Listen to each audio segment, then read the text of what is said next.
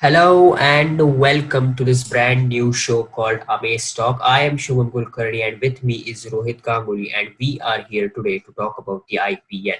The big news that came out on Sunday was that the IPL is happening. Yes, you heard it right. BCCI has officially confirmed that the 13th season of the IPL is taking place from the 19th of September to the 10th of November in UAE. So now that the IPL is happening, let's talk about the five debutants to watch out for in this IPL. So Rohit, who are the players which come to your mind when we talk about debutants to see in this IPL? In the first place, hello Shubham, a very good Yeah, afternoon. So when you talk about IPL, I believe we Indians have been waiting for it for a long time now. And since you talked about debutants, the first name that would come to my mind will always be Yashasvi Jaiswal. He has been a very promising lad, an extremely promising lad in terms of cricket. And his performances in the Under 19 World Cup was absolutely brilliant. So I personally believe since Rajasthan Royals have roped him in, he's going to be a very wonderful addition to this side because they will look forward to hone Yashashvi because of his batting technique. So he's probably one of the best stroke players that India has at the moment. Like probably not India exactly, but the India 19 squad had in their ranks. So I believe that Rajasthan will be looking forward to him or will be banking on him heavily to improve their middle order conundrum. Because last time, or rather when they depended on Ben Stokes didn't really turn out like the way he was supposed to be. So I personally believe that Jaiswal is someone who can actually play a proper anchor to an innings. And in 2020, he has the sense of going ahead and anchoring an innings to an extent where it should be anchored, and then he can go for the kill. So that is something which he houses in himself very well. So I would definitely look forward to Yashashvi Jaiswal when we talk about debutants this time. yeah, definitely.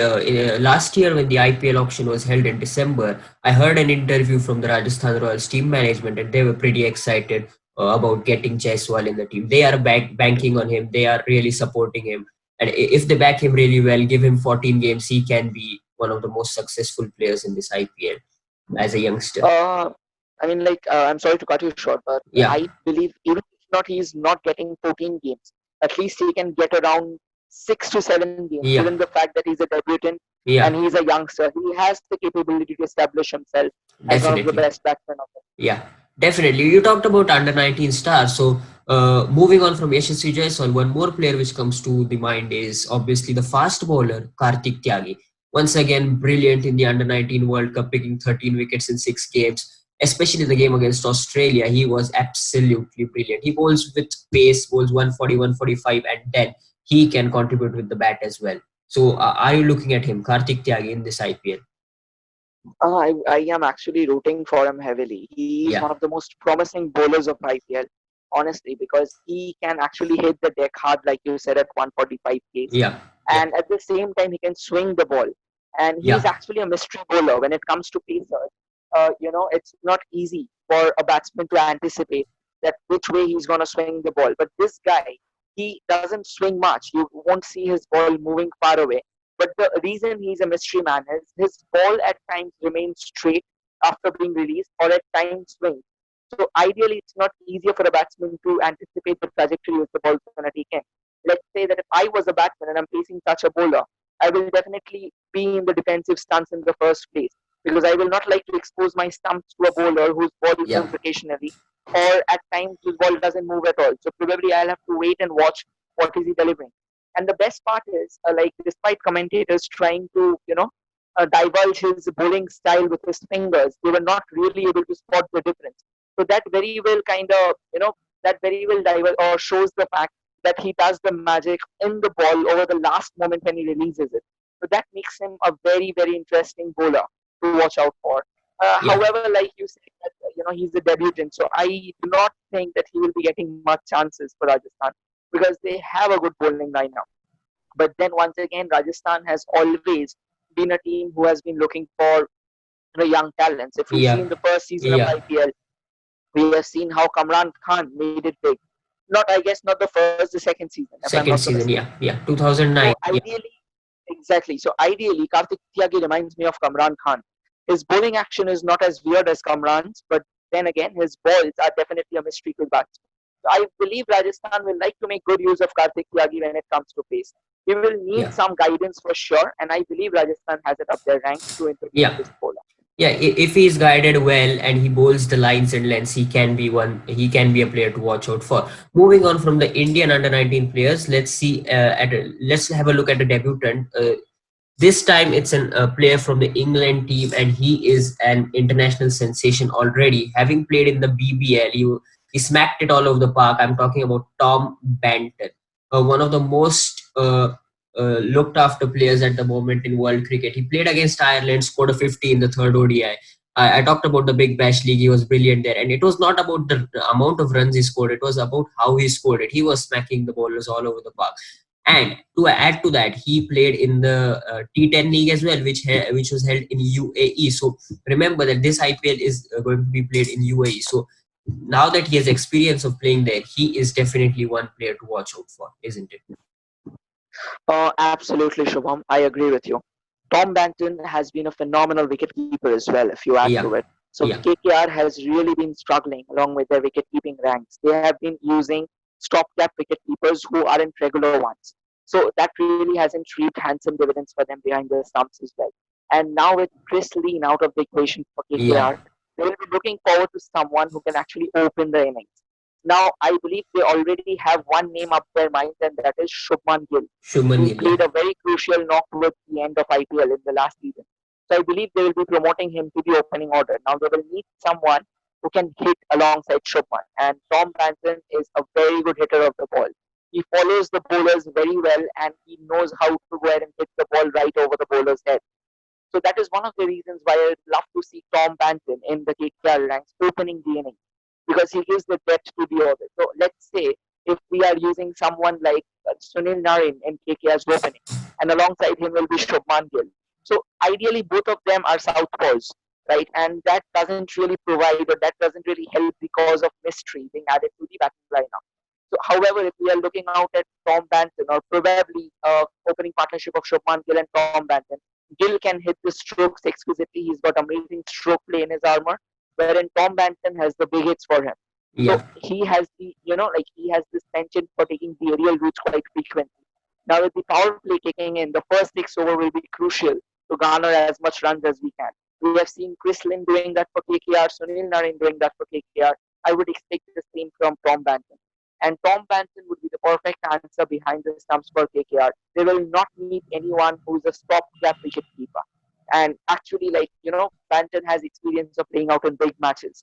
So that would also help him to go ahead and hone KKR's batting lineup to a very good extent. yeah.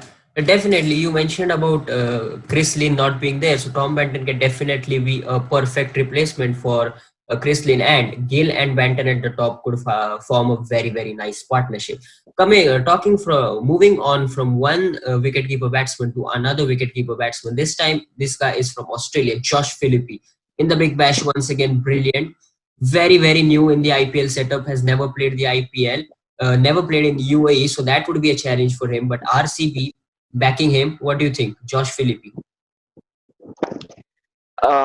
In the first week with South Africa in total lockdown, I don't think South Africa will be able to avail the services of AB de Villiers. So Yeah, they'll need someone who can actually chip in with the heavy hitting in at yeah, round at number 3 or number 4. So they have Virat Kohli in at number 3.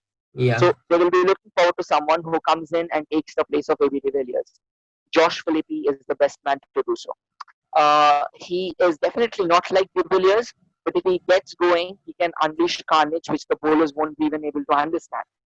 He is a very big hitter of the ball, and he can actually clear the ball out of the park with consummate ease. At the same time, he's a very good wicket keeper. Honestly, Parthiv Patel has been doing a very decent job for Bangalore in terms of wicket keeping. But now that we are all evolving and Parthiv has seen age catching up with him, I would root for Josh Philippi to be taking over the stumps. But once again, there's this one hindrance since he's a foreigner, so he will need yeah, to replace another foreigner. So probably if he can actually suit in the initial days of IPL, wherein De Villiers will not be available, I believe RCB should be looking forward to Philippi to take over. But then once again, it will be another major riddle for them once De Villiers returns. It won't like you know it's not going to be an easy task for them to choose that which man to play.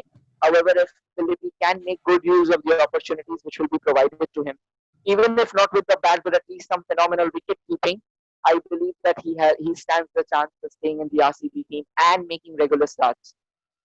Yeah, and you mentioned about De Villiers not being available for the first week. Even maybe Aaron Finch might not be available considering that they have an ODI series with England till 15th of September. So Josh Philippi can open the innings as well if Finch doesn't come on time. Absolutely, Yeah, absolutely. I agree yeah, with you. Finch is definitely one of the most dominant yeah, T20 batsmen in the current yeah, international roster. yeah, But then his unavailability will yeah, need a proper replacement. And you're yeah, right, actually. Josh Philippi can open the innings. And yeah, he's a very good hitter of the ball, like I said. So yeah, once again, the power play factor will come into the picture. yeah. So we never know. Like if Philippi strikes big in the first two games, probably he Mhm. may even be a replacement for Aaron Finch in the Yeah, next game. yeah. That would be something to watch out for in this IPL. And now moving on Because from honestly, yeah, like I'm sorry to cut you short. Because yeah, yeah, honestly, I like in today's cricket, people are looking for multiple roles, the maximum utilization of a cricketer. yeah, So if I'm yeah, using Aaron Finch will only be a batsman and a fielder. mm, However, if I'm using Josh Phillippe in place of Aaron Finch, I yeah. get a wicket keeper out of him as well. So I can play another additional fielder or probably an all-rounder in his place. That is Yeah. very crucial in terms of T20 cricket.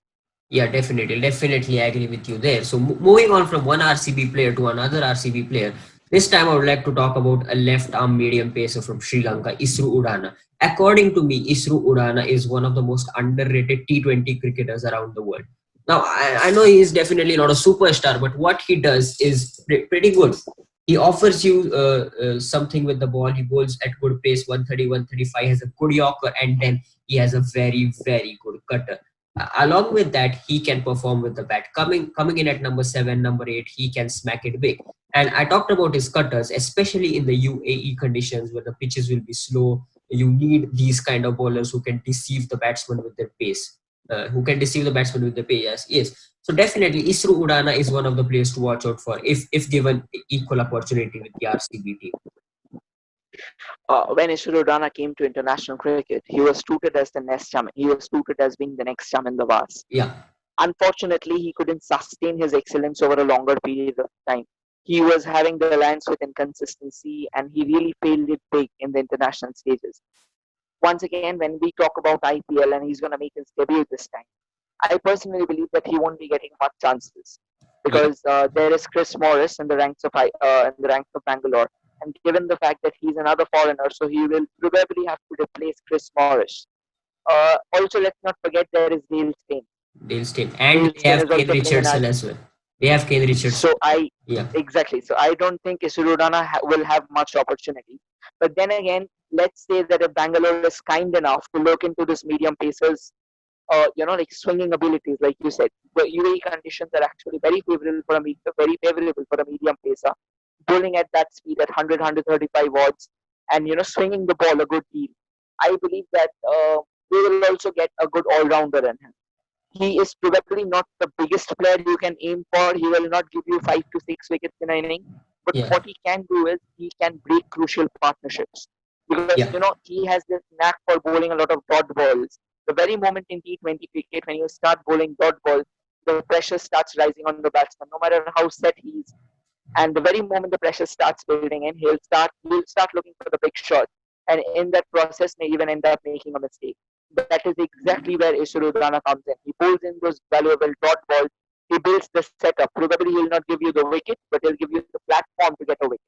The next will depend on the big runs to go ahead and ascertain that wicket. That is how important Udana is. Also, going by Udana's batting play, he's a very handy batsman at number seven or number eight. And honestly, with current days cricket, we all look for an all-rounder in everyone. And if sure. we are getting a batsman at around number seven or number eight who can at least chip in with valuable 15 to 20 odd runs from say around 8 to 10 deliveries, that's a big thing. That's a very big thing. We have seen how cricketers in the previous days like Abhimanyu Mithun, Omar Gul, Sohail Tanveer, and a lot of bowlers, Praveen Kumar, they have chipped in with valuable batting Yeah, numbers towards the end. And that is what we expect of Iswadodana as well. So if he can actually do both, Rajasthan will be looking at a very important utility player We won't Yeah, be calling him a celebrity, but he can be one of the best utility players in the rank of sorry, not Rajasthan, in the rank of Royal yeah, Challengers Bangalore. yeah. Sure, sure. And that is why I would love to look forward to Isuru Dana in terms of Royal Challengers Bangalore. Yeah, I agree with you there. Isru Udana, even if he gets selected, he's not going to be a superstar, but he will definitely be a utility player to watch out for. And let's hope that he gets equal opportunities with the RCB team, because you mentioned South African players might not be available. So Chris Morris, Dale Steyn might not be available for the first couple of weeks. You never know. Isru Udana might get a chance, and he might uh, perform well for RCB. So those were the five players which we mentioned out. Yashasvi Jaiswal, India under 19 player. Karthik Tyagi, India under 19 player. Tom Banton from England, international sensation. Josh Philippi from Australia. And then Isru Udana from Sri Lanka. So these were the five players to watch out for in this IPL. The IPL starts on the 19th of September. We will be with you throughout the IPL on Amaze Talk. That's it for today. I am Shubham Kulkarni, and with me is Rohit Ganguly signing off. Thank you for watching our video. Please like, share, and subscribe our channel, Sports Amaze. Thank you very much. Thank you, Shubham. Thank you, everyone.